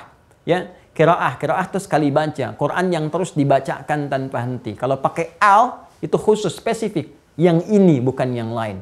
Jadi dari namanya saja, kalau kita katakan Al-Quran, memberikan kesan kitab ini akan terus dibacakan tanpa henti. Terus dibacakan. Jadi kalau disebutkan Al-Quran yang dimaksud bacaannya. Wahyu yang disampaikan oleh Allah Subhanahu wa taala melalui malaikat Jibril diantaranya kepada Nabi Muhammad SAW dibacakan. Karena itu kita mengenal talaqi Al-Quran, dibacakan sampai kini. Yuk, sehari kita nggak berhenti baca Quran. Paling minimal orang beriman baca Quran 17 kali dalam sehari, paling minimal. Bukankah dalam sholat kita baca Al-Quran, Al-Fatihah kan 17 kali? Ya, dan dahsyatnya nggak ada yang bosan. Ada Bapak Ibu bosan baca Al-Fatihah sampai sekarang? Saya bosan baca Al-Fatihah Ustaz. Nggak ada yang pusing. Coba buku lain, ada nggak buku lain yang dibaca sebanyak Al-Quran? Ada orang baca novel, baca komik, baca majalah 17 kali dalam sehari. Dan berlangsung setiap hari. Ya, 2 kali aja udah bosan. 3 kali udah nggak mau, 4 kali dia buang. Al-Quran 17 kali dalam sehari. Dibaca terus, baca terus, tanpa pernah bosan. Dari namanya ada mukjizat. Tapi tahukah Anda, ketika Al-Quran diturunkan itu, apa tujuan utamanya? Bukan sekedar dibaca. Yang saat baca pun ada mukjizat, ada pahalanya. Sekali bacanya, Allahu Akbar. 10 kebaikan. Ya, 10 kebaikan. 10 pahala. At-Tirmidzi nomor hadis 2910. Ya, At-Tirmidzi, hadis riwayat At-Tirmidzi nomor hadis 2910. Man qara'a harfan min kitabillahi falahu asyru hasanat. Siapa yang baca Al-Qur'an, baca nih satu hurufnya, itu setara dengan 10 kebaikan. Walam aqul alif lam mim harfun. Saya tidak katakan kata Nabi alif lam mim satu huruf, walakin alifun harfun, lamun harfun, mimun harfun, wa likulli harfin asyru hasanat. Alif satu huruf, lam satu huruf, mim satu huruf, setiap hurufnya 10 kebaikan. Jadi bacanya dapat pahala, namanya sudah istimewa, ya, dan lebih daripada itu teman-teman sekalian, dibacakannya, dihafalkannya begitu mudahnya itu oleh semua kalangan. Anda bisa bayangkan nggak ya? Ada nggak kitab di muka bumi ini, ya kan, yang membuktikan jaminan-jaminan keistimewaannya seperti Al-Quran? Al-Quran disebutkan dengan Al-Quran dibacakan terus-menerus. Dijamin untuk mudah dihafalkan. Makanya ketika dihafalkan menggunakan kata Quran. Buka Quran surah 54. Ya, Quran surah 54 Al-Qamar ayat 17, ayat 22, ayat 32, ayat 40. 4 kali. Walaqad yassarnal Qur'an. Disebutkan Qurannya. Walaqad yassarnal Qur'ana lidzikri fahal mim mudzakir. Dan sungguh demi keagunganku, kata Allah, aku jadikan istimewa sekali. Al-Quran mudah untuk dihafalkan. Bagi yang pengen menghafalkannya. Bagi yang serius ingin menghafalkannya, diberikan kemudahan. Kitab mana yang di muka bumi ini dapat jaminan kemudahan untuk dihafalkan selain Al-Quran? Kecil, besar, tua, muda, laki-laki, perempuan. Bisa melihat, tak bisa melihat, dan sebagainya. Bisa hafal Quran. Dan terbukti semua keistimewaannya untuk menunjukkan ini benar-benar risalah. Kitab mana di muka bumi ini yang terjaga sampai sekarang? Quran surah ke-15 ayat 9. Inna nahnu nazzalna dzikra wa inna lahu lahafizun. Quran surah 15 ayat 9. Ya, sungguh demi keagunganku akan dijaga Al-Quran itu. Ya, akan dijaga Al-Quran itu. Kami turunkan sebagai zikir pengingat bahwa ini adalah firman Allah, bukan rekayasa Nabi Muhammad. Ini pembimbing kalian semua. Dan aku jaga demi keagunganku, kata Allah. Kami yang menjaganya. Dijaga oleh Allah. Sampai sekarang nggak ada perubahan sedikit pun. Silahkan cek. Nggak ada ejaan yang disempurnakan pada Al-Quran. Tidak ada versi-versi perubahan. Tidak ada perubahan-perubahan diksi. Dari dulu alif lam mim sampai sekarang alif lam mim. Yang dulu alam sampai sekarang alam. Hurufnya sama, alif lam dengan mim. Tapi bacaannya di Al-Baqarah alif lam mim. Di Alam Nashrah alam. Di Alam Taro di Al-Fil. Ya, dan sampai sekarang nggak ada perubahan. Nggak ada tuh. Ada ejaan yang disempurnakan pada bacaan Alam Taro kaifa fa'ala. Nggak ada. Sampai sekarang. Silahkan cek. Ya, jadi sisi mana lagi yang mau disoal tadi untuk membuktikan kebenaran risalah Nabi Muhammad, otentisitas Al-Quran dijaga tuh ya, hafalannya, penjagaannya, setiap hurufnya, ya, pembuktiannya, dan gak akan ditemukan kitab-kitab di muka bumi setara dengan ini. Bahkan Al-Quran sendiri men-challenge, kalau Anda yang setara atau meragukan ini, silahkan bikin yang semisalnya. Dan semua itu berpahala dibaca. Ya kan? Menghadirkan keistimewaan yang tadi disebutkan. Semua itu untuk menunjukkan satu hal yang penting dari Al-Quran. Apa itu? Kembali ke Quran surah kedua ayat 185. Syahrul Ramadan alladzi unzila fihil Quran, belum selesai. Hudan. Hudan. Untuk siapa? Linnas. Ini bedanya. Tuh, linnas. Untuk semua manusia yang berkehidupan sampai ditutupnya kehidupan ini. Perhatikan redaksinya dengan sebelum-sebelumnya. Ini libani Israel. Libani Israel. Qaumihi. Untuk kaumnya. Komunitasnya. Bani Israel. Ini linnas. Untuk semua manusia yang berkehidupan. Karena itu di dalam Al-Quran kita temukan. Karena ini harus menyempurnakan risalah masa lalu. Maka yang masa lalu disebutkan. Ini kisahnya Nabi Isa. Dari kisah Bunda Maria seperti apa. Maria itu keturunan siapa. Bapaknya siapa. Ibunya siapa. Yang merawatnya siapa. Saudaranya siapa. Lahir Isa, bagaimana proses kelahiran Isa alaihissalam, bagaimana berjumpa dengan umatnya, bagaimana dibebaskan dari tuduhan, bagaimana dimuliakan, semua mulia nasabnya. Ya, bagaimana disebutkan salah persepsinya, lalu dijelaskan secara rasionalitas. Ya, siapa Nabi Muhammad yang bisa menjangkau semua kisah ini kalau bukan Rasul? Informasinya dari mana? Terus bisa menerangkan tentang kisah Nabi Musa, disebutkan tentang kisah Dzulkarnain, disebutkan tentang kisah bagaimana Nabi Musa bertemu dengan hamba Allah yang saleh, Nabi Khidir itu alaihissalam. Bagaimana dikisahkan tentang Nabi Ibrahim. Ya, Nabi Ibrahim berdebat dengan Namrud dan sebagainya. Terus sampai ke atas, sampai ke kisah Nabi Adam. Ya, dari mana semua itu bisa muncul? Kalau bukan petunjuk dari Allah. Karena ini kitab penyempurna harus menyampaikan risalah sebelumnya. Untuk menunjukkan kesan bahwa satu, nggak ada perbedaan. Risalah-risalah ini secara akidah sampai nyambung ke atas. Sampai Nabi Nuh alaihissalam, karena Rasul pertama. Itu yang dimaksudkan Quran, ya, ketika menerangkan kepada kita di surah An-Nisa itu. Surah yang keempat, ayat 163. Quran surah keempat An-Nisa ayat 163. Inna awhayna ilaika. Sungguh Muhammad SAW, demi keagunganku kata Allah, aku telah wahyukan kepadamu ini. Kama awhayna. Seperti mana, sebagaimana yang serupa risalahnya. Seperti mana yang kami sampaikan risalahnya serupa. Ila Nuhin. Kepada Nuh alaihissalam. Wan nabiyina min ba'di. Dan nabi-nabi setelahnya. Dikonfirmasi langsung. Demi keagunganku, aku wahyukan kepadamu Muhammad SAW, risalah Islam. Sebagaimana risalah Islam itu telah diwahyukan kepada Nabi Nuh. Nih, karena Nuh Rasul pertama yang diutus untuk membawa risalah, menebarkan di lingkungan masyarakat. Kalau Nabi Adam, Nabi bukan Rasul. Ingat ya, Nabi Adam tuh Nabi bukan Rasul. Karena saat Adam turun, umat belum ada. Yang ada cuma Sayyidah Hawa, berumah tangga. Ya kan? Nah, sedangkan Nabi Nuh itu sudah mengalami keturunan dari Adam. Maka berdakwah membawa risalah. Maka Nabi Nuh Rasul pertama, Nabi Adam Nabi pertama. Ya kan? Maka kata Allah, risalah yang kamu bawa Muhammad SAW untuk didakwahkan kepada umat manusia sampai kehidupan berakhir itu sama persis dengan risalah yang kami berikan kepada Nuh alaihissalam dan nabi-nabi setelahnya. Ini untuk mengonfirmasi. Makanya diterangkan. Ini loh, Nabi Nuh ini begini dengan umatnya, turun surah Nuh. Ibrahim ini begini dengan umatnya, turun surah Ibrahim. Dibahas di Al-Anbiya, kisah para nabi. Disebutkan tentang Nabi Ayub bagaimana menghadapi situasinya. Dzannun, Nabi Yunus bagaimana ketika ditelan di dalam perut ikan paus, zikirnya apa dan sebagainya. Ada semuanya. Karena kenapa? Mengonfirmasi risalah sebelumnya. Dan itu di-challenge. Kalau Anda ragu, silahkan buktikan, tes lewat sejarah. Ketemu nggak benar seperti itu? Silahkan cek. Dan sampai detik ini nggak pernah meleset. Silahkan cek. Semuanya sama. Terbukti. Tuh, sampai kaget penghapus. Jatuh. Ya, semua itu. Semua terbukti.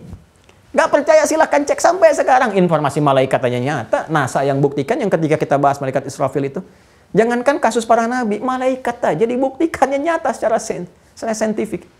Ya. Jadi ini teman-teman sekalian. Jadi kalau yang dulu terbukti, yang di masa Nabi Muhammad terbukti, yang sekarang pun terbukti.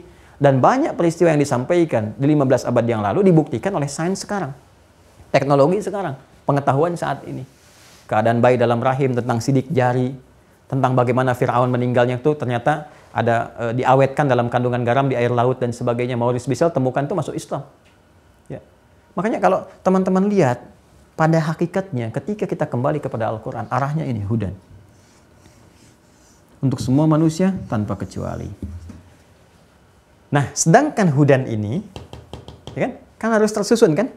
Rapi, supaya kita bisa kaji, bisa kita lihat, terdapati keistimewaan Al-Quran, petunjuk, wahyu terakhir, hudan terakhir yang disampaikan kepada Rasul penutup, menjangkau semua umat manusia, berbeda dengan kitab-kitab sebelumnya. Dia harus bisa diakses oleh semua kalangan dan sebagainya. Karena itu sifat-sifatnya tersusun dengan rapi. Seperti kitab-kitab semula. Harus tersusun rapi. Nggak ada celaknya, nggak ada aibnya, nggak ada catatnya. Nggak ada cacatnya. Sesuatu yang tersusun dengan rapi, sempurna, disebut dengan kitab. Maka Al-Quran pun disebut dengan kitab, menunjuk pada susunannya. Karena itu di Al-Baqarah ayat kedua kita dapati menunjuk pada Al-Quran dengan bahasa Al-Kitab. Dzalikal kitabu la raiba fi. Al-Quran ini tersusun dengan sempurna. Jauh dari dari apa yang kamu tuduhkan, dari apa yang kamu bayangkan, dari apa yang kamu sampaikan kepada Nabi Muhammad SAW berupa tuduhan-tuduhan tanpa bukti. Jauh, ya kan? Maka menggunakan ini, kitab. Jadi disebutkan dengan kitab untuk menunjukkan susunan yang sempurna, tapi bukan hanya sempurna, terjaga sampai kehidupan berakhir, sampai kembali kepada Allah tetap terjaga dengan sempurna. Ya? Kalau disebutkan Al-Quran menunjuk kepada bacaannya, tapi semua sifatnya wahyu, baik Alkitab, Al-Quran, wahyu semua. Dan dahsyatnya, kalau ini sohof, ya kan? Yang nggak terjaga juga, ini pun bisa diakses. Ya, mulai bentuk-bentuk yang kemudian dituangkan dalam bentuk tulisan-tulisan dikumpulkan. Kalau ini sohof, yang ini mushaf. Maka kita dapati mushaf, ya kan? Mushaf, ya, yang di dalamnya terkandung Al-Quran. Awas, ini mushaf, dalamnya terkandung Al-Quran. Dituliskan. Jadi dijaga dengan bacaan, dijaga dengan tulisan. Keduanya saling mengonfirmasi. Ya, fis sutur wa fis sudur. Dituliskan fis sutur, ya, dijaga fis sudur. Tuh. Ya kan? Maktubun fis sutur wa mahfudun fis sudur. Tertuliskan, ya kan? Dalam tulisan-tulisan fil masahif fis sutur, kan? Wa mahfudun, terjaga fis sudur, dalam jiwa-jiwa kita. Karena itu apa yang kita hafalkan mengonfirmasi apa yang dituliskan. Apa yang dituliskan mengonfirmasi apa yang dihafalkan. Karena itu kalau orang sedang menghafal, lupa hafalan, lihat mushaf. Di mushaf ada yang tidak tepat, misalnya karena cetakan tertentu salah tulis, dikonfirmasi lewat hafalan. Terjaga semuanya. Itu cuma Al-Quran. Dan sampai sekarang nggak ada yang berubah. Silahkan cek. Dari semua riwayatnya. Mau pakai imalah, nggak pakai imalah, semua terkonfirmasi nyambung ke Nabi. Siapa yang pernah berusaha menyoal Al-Quran, sampai sekarang tidak pernah menemukan kelemahannya, kecacatannya sampai dengan detik ini. Ya, mau dicari, tetap malah nambah wawasan. Pernah banyak orang menyoal Al-Quran, malah munculnya malah kitab-kitab, buku-buku, ensiklopedi, wawasan, jawaban-jawaban dari semua itu terkonfirmasi. Jadi semakin disoal, semakin banyak ilmu, itulah Al-Quran. Semakin dicari, semakin gak ketemu ujungnya. Ya, ujung pengetahuannya, wawasannya. Dan dahsyatnya, dari sudut mana kita melihat, dapat ilmu baru. Silakan cek. Ahli geologi baca Al-Quran menemukan petunjuk di bidangnya. Ahli geografi baca Al-Quran menemukan petunjuk di bidangnya. Semua yang baca dapat petunjuk karena sifat Al-Quran hudan sifatnya. Nah, penutupnya adalah teman-teman sekalian, di kitab ini yang tersusun dengan sempurna ada hudan. Hudan ini untuk semua manusia dengan cakupannya, besar kecil, tua, muda, lelaki, perempuan, dan turunan-turunan yang lainnya. Dan yang terpenting mencakup pedoman hidup. Karena pedoman hidup artinya semua proses kehidupan itu ada di situ pedomannya. Dari mulai kehidupan di alam rahim, sampai dilahirkan membutuhkan ASI terus, kecil, muda, dewasa, berumah tangga, sampai berakhir di kematian, wafat. Ya, ada nggak kehidupan setelah wafat? Kalau masih ada kehidupan, namanya pedoman hidup, dibahas lagi. Masuk ke kubur, barzakh. Kalau itu di Quran ada ya, berita-berita tentang kehidupan di kubur seperti apa, ya kan? Ali Imran ayat 169 sampai 71 itu kan kehidupan kubur tuh. Wala tahsabannal ladzina qutilu fi sabilillahi amwata bal ahya'un inda rabbihim yurzaqun farihina bima atahumullahu min fadli wa yastabshiruna bil ladzina lam yalhaqu bihim min khalfihim alla khaufun 'alaihim wa lahum yahzanun. Ya kan? Terus setelah di alam kubur itu ada kehidupan lagi enggak di akhirat? Ya? Kiamat terjadi. Ya, di akhirat ada kehidupan lagi enggak? Karena sifat kitab ini pedoman hidup, kalau ada kehidupan dibahas lagi, maka dibahas tentang surga, tentang neraka, tentang hisab, tentang macam-macam. Tunjukkan kepada saya di muka bumi saat ini yang membahas tentang kehidupan dari awal mula sampai berakhir kehidupan dengan detail dan dengan semua perangkatnya. Siapa yang bertugas di sini? Bagaimana keadaan di alam rahim? Yang bertugas siapa? Seperti apa? Siapa yang memberikan ASI itu siapa? Berapa kualitas pemberian ASI yang terbaik? Sampai tumbuh pendidikan awal yang paling bagus itu bagaimana? Apa yang harus dihindari? Siapa peran yang menggoda, yang menyesatkan? Bagaimana caranya? Berapa jenisnya? Siapa yang mengkanternya? Bagaimana caranya? Apa tugas-tugasnya? Sampai kehidupan berakhir. Tunjukkan kepada saya. Dari mana yang ada seperti ini? Dengan semua sifat Al-Quran. Mudah dihafalkan, bisa diakses, ada tafsirnya, ada penjelasnya. Sempurna jalannya dan transmisi informasinya tersambung secara utuh pada penutur pertamanya. Yang bersumber dari Allah Subhanahu wa Ta'ala langsung. Nggak ada kejelasan seperti ini. Ya, ketika disambungkan dari Allah, turun ke malaikat, malaikatnya siapa, Rasul yang menerima siapa, Rasulnya pun dibahas, sifatnya begini, tandanya begini, diakui sampai ketahuan benarnya. Begitu tahu benarnya, risalahnya pun dibahas. Dan lebih daripada itu, dia men-challenge siapapun yang ragu tentang isi Al-Quran. Silahkan datangkan semisalnya. Dan sudah 15 abad, semua ini terbukti keseluruhannya. 100% tidak ada yang meleset. Maka dengan semua keterangan ini, dengan cara apa lagi untuk meyakinkan kebenaran risalah Islam dan petunjuk-petunjuknya? Ya, kalau masih kurang percaya, silahkan bandingkan dengan yang ada. Ya, termasuk siapapun, ini objektif. Dan hebatnya, tetap di akhir ujungnya pun, kalaupun Anda ingin mencari kebenaran, bukan pembenaran ya, kebenaran sejati yang didapatkan, setelah itu kita benarkan, tetap pada akhirnya la ikraha fiddin. Hebatnya itu la ikraha fiddin, lakum dinukum waliyadin. Quran surah kedua, ayat 256, ya. La ikraha fiddin. Gak ada paksaan kok. Silahkan. Mau ikut silahkan. Tidak, tanggung jawab masing-masing. Konsekuensi dibawa pulang. Lalu di Al-Kafirun, lakum dinukum waliyadin. Ya, Anda apa yang Anda yakini silahkan. Ya, kami hormati. Cara menghormatinya dengan cara tidak mengikuti apa yang Anda lakukan. Bebas silahkan. Dalam urusan dunia kita bersama-sama. Silahkan. Olahraga sama-sama. Bisa makan, bisa bekerja, dan sebagainya. Dalam urusan akhirat, konsepsinya iman, kita menghormati. Dan toleransi tertinggi zero tolerance. Artinya tidak ikut-ikutan. Silahkan. Yang di tempat ibadahnya sendiri, silahkan di tempat. Kita nggak perlu ikut-ikutan. Ya. Dan tidak boleh mengganggu. Dosa, nggak boleh ganggu. Justru berdosa, mengganggu, merusak, nggak boleh. Apalagi sampai mengebom dan sebagainya, itu tidak dibenarkan. Tidak dibenarkan sama sekali. Kan? Nggak boleh merusak. Dalam peperangan aja nggak boleh merusak rumah ibadah. Artinya kalau ada yang merusak, itu dipertanyakan. Kalau bawa-bawa nama Islam, itu harus diusut tuh. Dari mana tuh pemahaman itu? Terus diurai sampai ke atas. Kita akan temukan, nggak akan pernah bersumber dari sini. Jadi kalau ada orang-orang dibentuk tuh melakukan kekerasan atas nama Islam, itu patut dicurigai. Patut dicurigai, pasti ada yang membuat itu. Karena nggak mungkin, dari sini nggak ada sama sekali. Ya, ketika tentang jihad pun diterangkan. Jihad itu begini loh, arahnya begini, syaratnya begini. Dan ini hanya berlaku dalam situasi seperti ini. Itu pun ada keterangannya semua. Jelas terurutkan. Detil sekali. Ya, karena itu teman-teman sekalian, ya mesti kalau kita lihat tuh perbandingannya dicek, semua dibandingkan, dilihat dan sebagainya. Pada ujungnya pun lakum dinukum waliyadin.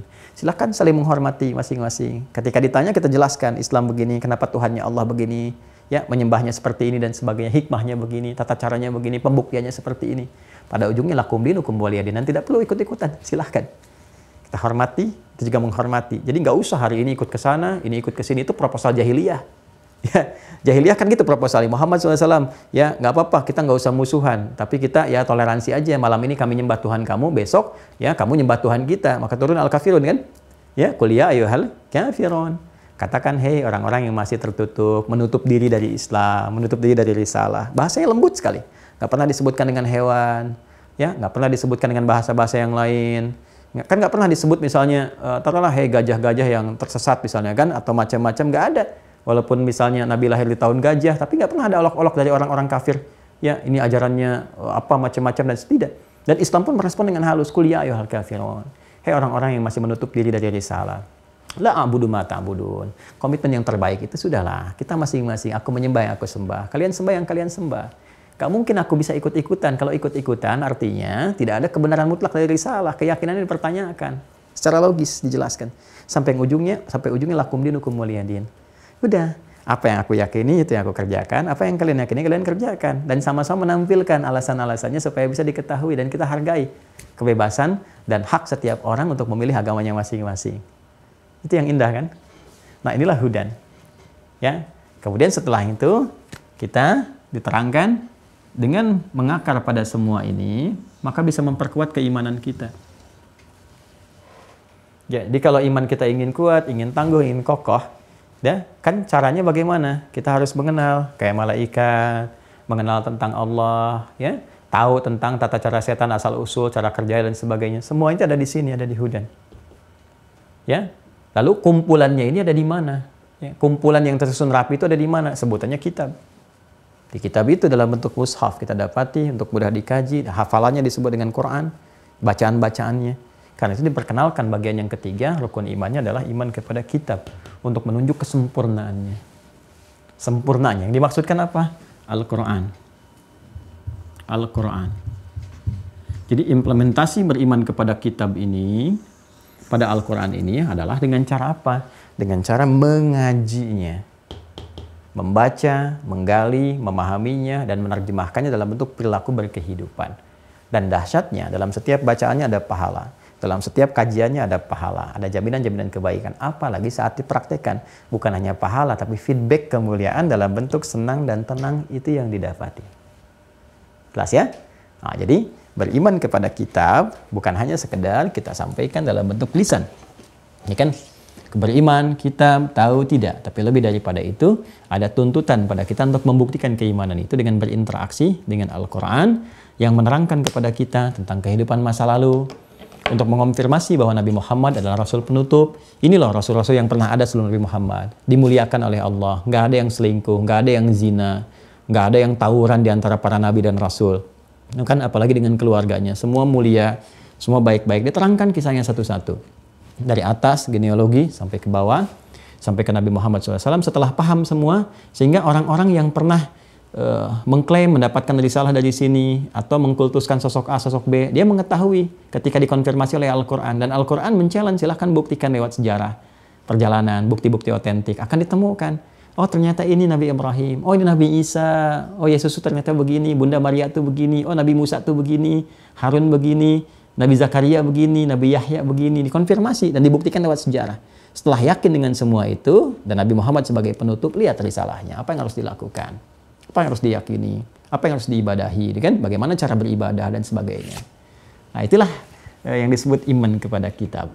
Ya, nah, kalau kita sudah yakin dengan semua ini, ayo kita berinteraksi, kita lihat, kita kaji, dengarkan ulama-ulama, bagaimana memberikan penjelasan tentang isi Al-Quran, dan dijelaskan lewat tafsir. Nah, sekarang Ustadz, kalau saya baca, saya belum paham isinya. Maknanya kemana ini? Artinya apa? Penjelasannya bagaimana? Nah, berarti kita harus bertanya, siapa yang punya otoritas untuk menjelaskan Al-Quran ini? Ya kan? Bagaimana penjelasannya itu? Seperti apa menjadi bagian dari pedoman kehidupan kita? Oh, saya baca alif lam mim, saya nggak ngerti maksudnya apa. Saya baca dapat pahala, tapi kalau saya nggak paham bagaimana menjadikan petunjuk dalam kehidupan? Ya kan? Dzalikal kitabu la raiba fihi. Kenapa la raib bukan la syakka fihi? Ya kan? Nah, kenapa di sini ada amanu, ada yu'minun, ada mu'minun?